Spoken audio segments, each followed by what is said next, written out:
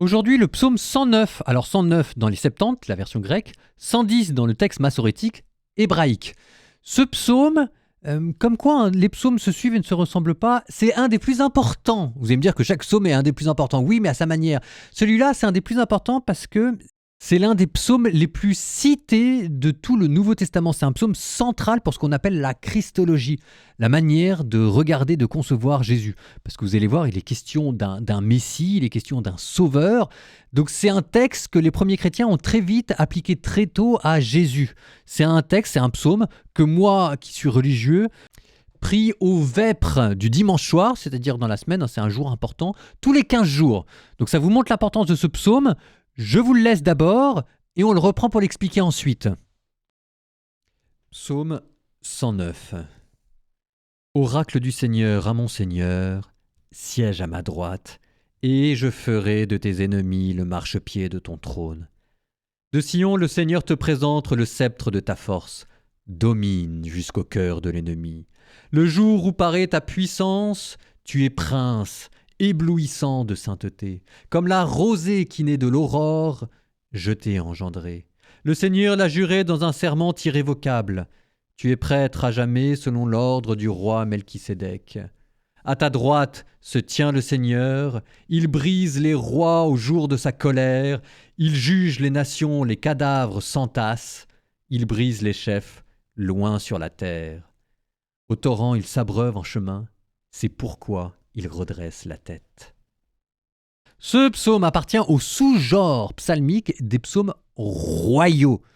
On évoque un roi qui est intronisé par Dieu.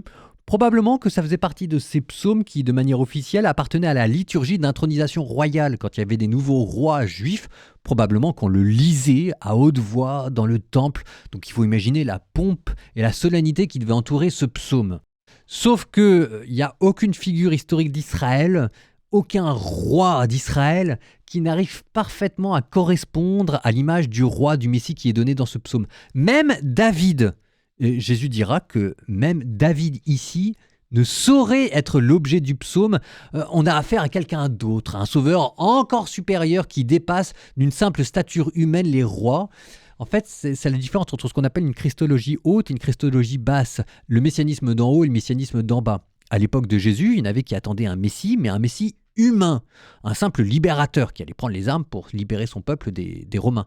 Et puis vous aviez au contraire d'autres juifs qui attendaient, eux, un Messie d'en haut, c'est-à-dire un Messie qui appartiendrait à la sphère sacrée, à la sphère divine, et c'est lui qui viendrait sauver les hommes. Alors ça, on avait déjà des soupçons d'un Messie venu d'en haut dans les visions de Daniel, quand on vous parle du Fils de l'homme. Mais ce qu'il y a de très curieux, c'est que Jésus fonde cette conception du Messie d'en haut, non pas dans les prévisions prophétiques d'Ézéchiel ou de Daniel, mais au contraire dans les psaumes qui sont pourtant assez souvent à hauteur humaine. En fait, tout repose avec cette phrase-là, cette première phrase-là, qui c'est vrai, est quand même assez énigmatique. Oracle du Seigneur à mon Seigneur, siège à ma droite. Alors, oracle, c'est la parole. Le Seigneur dit à mon Seigneur, alors ça veut dire quoi? Ça veut dire qu'il y a deux seigneurs, deux seigneuries distinctes. C'est un peu curieux. Alors on distingue YHWH, le tétragramme sacré, celui qui est Yahvé. Donc ça c'est le premier. Oracle du Seigneur, parole de Yahvé à mon Seigneur. Alors c'est qui cet autre Seigneur? Manifestement, c'est un destinataire qui est supérieur même au psalmiste. Alors, je ne sais pas si ça va être très clair, mais enfin, parce qu'il faut imaginer que ce psaume, il est rapporté à David. Donc en ce moment, celui qui est en train d'écrire le psaume, c'est David. Donc c'est David qui est en train d'écrire « Oracle du Seigneur à mon Seigneur ». Donc David reconnaît qu'il y a un premier Seigneur qui parle, YHWH, et qui parle à un deuxième Seigneur qui est son Seigneur à lui, David. Oracle du Seigneur à mon Seigneur. Ça veut dire qu'il y a quelqu'un qui est au-dessus de David. Si jamais c'est David qui a écrit le psaume, comme le dit la tradition, ça veut dire que le Messie, le véritable Seigneur, il est au-dessus de David. Bon, et puis après, le psaume continue. Oracle du Seigneur à mon Seigneur, siège à ma droite. Participation au règne divin. Jésus qui est maintenant assis à la droite de Dieu le Père Tout-Puissant, d'où il reviendra pour juger les vivants et les morts, on nous dit. Donc ça veut dire que c'est comme s'il y avait une co-régence Dieu au ciel, Dieu le Père, partage son pouvoir avec son Fils qu'il a envoyé sur terre. Et c'est ça la véritable intronisation. C'est que Dieu habite en même temps dans le ciel et sur la terre, l'incarnation. Et qu'il règne à la fois dans le ciel, à la fois sur la terre, et qu'il y a un Seigneur qui siège avec le Seigneur, le Père et le Fils. Siège à ma droite et je ferai de tes ennemis l'escabeau de tes pieds. Domination universelle, domination cosmique. Et après, vous avez cette très belle phrase « Comme la rosée qui naît de l'aurore, je t'ai engendré ». Alors là, c'est magnifique, c'est très beau. On a un peu de mal à comprendre exactement ce que ça veut dire. Vous avez une autre traduction qui dit « Du sein de l'aurore, je t'ai engendré ». Le grec, lui, contient un autre verset « Dans la splendeur des seins, je t'ai engendré avant l'étoile du matin ». C'est un des textes les plus importants pour ce qu'on appelle la théologie de la génération éternelle du Fils. L'image de l'aurore, du sein de l'aurore, je t'ai engendré, c'est comme si ça vous renvoyait à un engendrement en dehors du temps, lié à la lumière, lié à la gloire.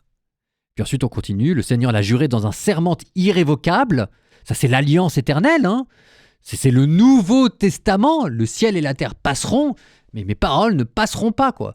L'alliance que Dieu a scellée pour nous avec Jésus sur la croix ne passera pas, c'est un serment irrévocable. Tu es prêtre, Jésus qui offre sa vie, à jamais grand prêtre éternel, selon l'ordre du roi Melchisédek. Alors, maintenant qu'on a lu ensemble la lettre aux Hébreux, vous savez ce que ça veut dire. Vous savez qui est Melchisédek, donc on va pas revenir là-dessus, mais c'est quand même étonnant de mysticisme, de mystère et de beauté. Et puis ensuite, on termine avec l'image du combat final, le mal qui va être vaincu par le bien. À ta droite se tient le Seigneur, il brise les rois au jour de sa colère. Ça, c'est l'image des puissants que Dieu va détruire. Il juge les nations, les cadavres s'entassent. Il brise les chefs loin sur la terre. Donc on avait un Messie qui était présenté comme étant d'abord assis, siège à ma droite. Ça, c'est l'image de l'autorité, il est roi. Ensuite, on vous dit qu'il était engendré, du sein de l'aurore, je t'ai engendré. Il est fils. On vous dit qu'il a un rôle liturgique, tu es prêtre à jamais selon l'ordre du roi Melchisédek. Et maintenant, on vous montre qu'il est à la fois juge et vainqueur. C'est un combat eschatologique. Puis alors, à la fin, vous avez cette phrase-là. Il s'abreuve en chemin, c'est pourquoi il redresse la tête. Ça, en fait, c'est pas très clair ce que ça veut dire. Il y a plein d'interprétations. Je vous donne celle qui est la plus commune, mais il y a un petit soupçon là-dedans. C'est une image qui évoquerait la vulnérabilité du combattant, la sobriété de celui qui avance, la victoire qui est obtenue dans la simplicité. Ça a été interprété historiquement comme le signe que le Messie, même s'il était divin, allait entrer dans la condition humaine, lutter et triompher dans l'humilité. Bon, prêtre Coriche, j'avoue que je ne suis pas encore totalement satisfait de cette réponse. Au torrent, il s'abreuve en chemin, c'est pourquoi il redresse la tête. Il y a là encore un mystère à résoudre que je vous laisse en conclusion finale de ce psaume. Je vous le redonne une dernière fois pour que cette fois-ci maintenant vous puissiez le prier. Psaume 109.